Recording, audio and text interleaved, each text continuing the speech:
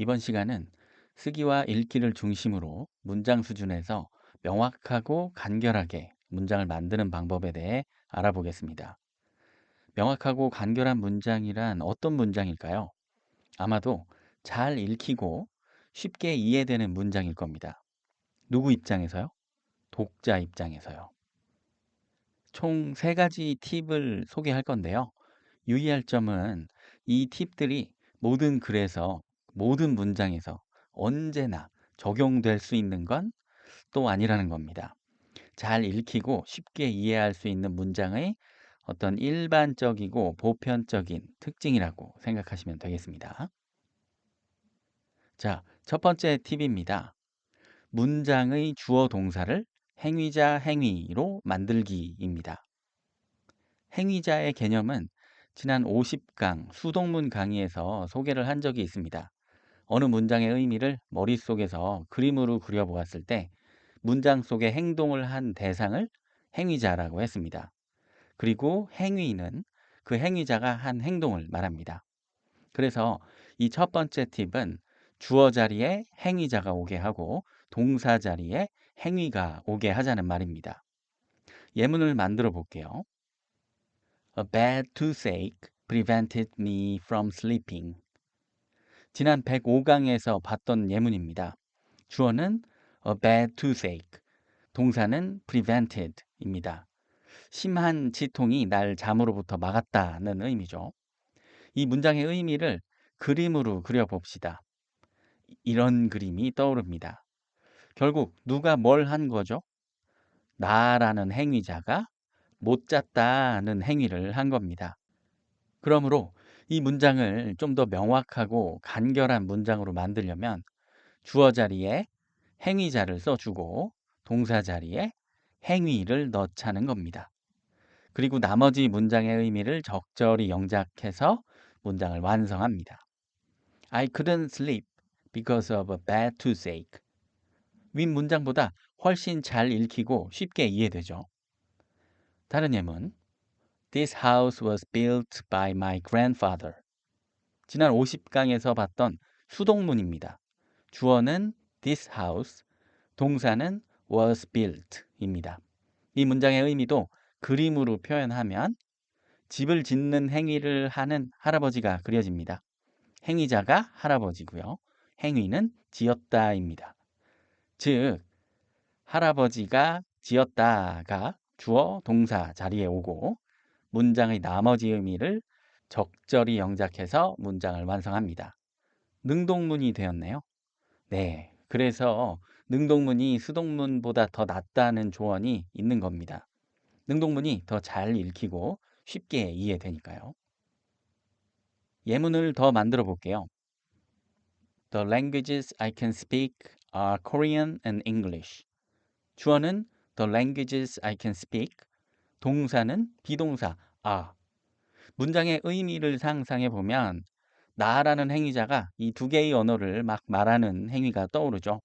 즉, 이 문장은 I can speak를 주어 동사 자리에 두면 더 명확하고 간결해질 수 있습니다. 나머지는 Korean and English. Buying an expensive car is a waste of money. 이 문장의 의미를 그려보면 누군지는 모르겠지만 어떤 사람이 차를 산다는 행위가 들어있고요. 돈을 낭비한다는 행위도 들어있습니다. 그래서 일단 행위를 먼저 써보면 buy, 행위자는 저는 임의로 you라고 만들어 보겠습니다. 뭘 사냐면 an expensive car. 그리고 다른 행위 waste. 행위자는 역시 you가 잘 어울리겠고요. 나머지는 money. 이렇게 두 개의 문장이 만들어졌는데 의미에 맞게 두 문장을 적절하게 이어붙이면 If you buy an expensive car, you'll waste money 정도가 되겠습니다. 이 첫 번째 팁에서 추가로 한 가지를 더 말씀드리면 주어 동사가 된 행위자와 행위는 문장 앞에 최대한 빨리 나오면 좋습니다. 그래야 문장의 핵심 의미, 즉 주어 동사를 독자가 빨리 파악하게 되면서 안정적으로 독서를 이어갈 수 있죠. 가령 다음과 같은 문장을 독자가 읽어 나간다고 생각해 봅시다. An old man. 노인이 주어이자 행위자겠네요. 이제 이 뒤에 노인이 뭘 했는지가 나오겠죠? With a long white beard. 아직 노인에 대한 설명이네요. 하얗고 긴 수염을 가진 노인이에요. 이제 이 뒤에 이 노인이 뭘 했는지가 나오겠죠? In red clothes. 빨간 옷의. 여전히 노인에 대한 묘사가 이어집니다. 이쯤 되면 독자는 주어가 누구였는지 까먹었을지도 몰라요. 기억하려 애쓰느라고 독서 피로도가 올라가고 여전히 동사가 나오지 않았기 때문에 글의 큰 의미를 파악하지 못해서 불안감도 쌓입니다. gave, 드디어 동사가 나왔습니다. 그리고 the present로 문장을 마쳤어요. 이렇게 주어와 동사가 이 전체 14개의 단어로 된 문장에서 12단어가 되어서야 비로소 파악이 된다면 이 문장은 결코 잘 읽히거나 쉽게 이해되는 문장이라고 할 수 없습니다. 그러면 어떻게 더 나은 문장으로 수정할 수 있을까요? 이 긴 주어를 짧게 만들면 되겠죠. 바로 Santa gave the presents. 이렇게 주어를 줄이기 위해서는 적절한 어휘력 또는 배경 지식 같은 것이 필요하다고 할 수 있습니다. 어쨌든 지금처럼 문장에서 행위자와 행위가 단 2단어만에 나오게 되면 당연히 문장은 명확하고 간결해집니다. 참고로 지난 99강에서 실제 긴 주어 대신에 가주어 it을 쓰는 이유가 주어 동사를 최대한 일찍 드러내기 위해서라고 했었는데요. 그 역시 동일한 이유였습니다. 문장을 더 명확하고 간결하게 보이게 하기 위해서죠. 이제 두 번째 팁입니다. 간결하게 쓰기입니다. 문장을 간결하게 쓰는 방법을 다시 3가지로 나눠서 소개하겠습니다. 첫 번째는 형용사와 부사를 불필요하게 과용하지 않는 것입니다. 예를 들면 This amazing movie meticulously used expensive CGI in every scene. 이 놀라운 영화는 비싼 CG를 세심하게 매 장면에 사용했다. 이 예문은 형용사와 부사가 과도하게 많이 들어 있습니다. 형용사나 부사는 문장의 핵심 뼈대를 구성하는 요소가 아니기 때문에 소위 발라내도 문장의 본질적인 의미에는 변함이 없습니다. 이 문장의 뼈대를 최대한 발라볼까요? 주어, 동사, 목적어. 또 여기서 주어와 목적어 명사의 핵심 단어만 고려하면 This movie used CGI입니다. 훨씬 간결해졌죠? 너무 간결해서 좀 퉁명스럽게 단호하게 느껴질 정도지만 이런 식으로 형용사나 부사를 문장에서 걷어낼 수도 있다는 겁니다. 참고로 형용사와 부사를 걷어낸다는 것은 글쓴이의 주관적인 의견을 걷어내는 걸 의미합니다. 그리고 나면 객관적 사실만을 보여주는 명사와 동사만 담백하게 남게 되죠. 간결하게 쓰는 두 번째 방법은 구를 단어로 바꾸는 것입니다. 앞에서 봤었던 An old man with a long white beard in red clothes 라는 긴 어구를 산타라는 단어로 바꾸는 것을 말합니다. 이런 모습을 하고 있는 할아버지를 산타라고 부른다는 걸 미리 알고 있어야 되겠죠. 구를 단어로 대체하기 위해서는 적절한 어휘력 또는 배경 지식 등이 필요합니다. 다른 예로 I bought a reference book that contains words listed in alphabetical order. 이 긴 문장도 만일 내가 알파벳 순서로 단어를 나열해 놓은 참고 도서를 딕셔너리라고 부른다는 것을 알고 있다면 I bought a dictionary라고 간결하게 말할 수 있습니다. She formed a mental picture of the prince. 또 머릿속에서 그림을 그려보는 행동이 visualize임을 알고 있다면 She visualized the prince 라고 할 수 있겠습니다. 간결하게 쓰는 세 번째 방법은 부정문을 긍정문으로 바꾸는 것입니다. 일단 부정문에는 not이라는 단어가 더 들어가기 때문에 물리적으로 문장 길이도 긍정문보다 깁니다. 그리고 의미도 복잡해지는 경우가 많습니다. 가령 그는 배가 고프지 않다고 말하지 않았다. 이 문장은 오래 생각을 해야만 이게 무슨 의미인지 이해가 됩니다. 쉽게 이해가 안 되는 거죠. 그리고 추가로 부정문은 뉘앙스 자체가 상대방에게 공격적이거나 부정적일 수 있어서 좋지 않습니다. 기분을 나쁘게 만들 수 있죠. 예를 들면 내가 음식점에 딱 들어갔는데 그 앞에 마음대로 자리에 앉지 마시오. 이렇게 부정의 내용이 써 있으면 뭔가 기분이 좋지 않죠. 부정문보다는 긍정문으로 여기서 안내를 기다리세요가 훨씬 좋겠죠. 자, 예문을 만들어 보면 Don't waste your money 라는 문장을 긍정문으로 바꿔서 Save your money 라고 하거나 I haven't finished it yet을 I'm still working on it 이렇게 긍정문으로 만들면 문장의 뉘앙스도 좋아지고 간결한 문장이 됩니다. 이제 마지막 세 번째 팁입니다.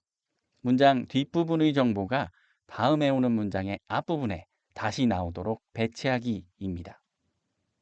예를 들면 원숭이 엉덩이는 빨개라는 문장이 있습니다. 이 문장의 뒷부분 정보인 빨갛다는 내용이 다음 문장의 앞부분에 다시 나오게 하는 겁니다.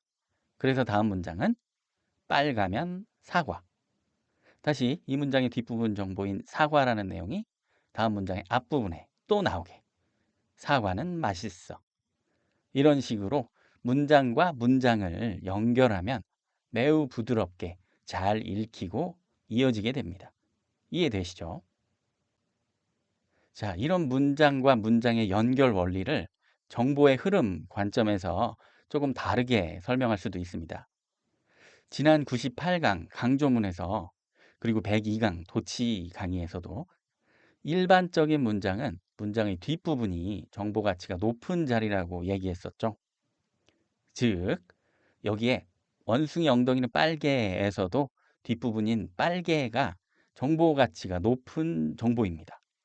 정보 가치가 높다는 말은 독자의 입장에서 독자가 몰랐던 새로운 정보라는 건데요.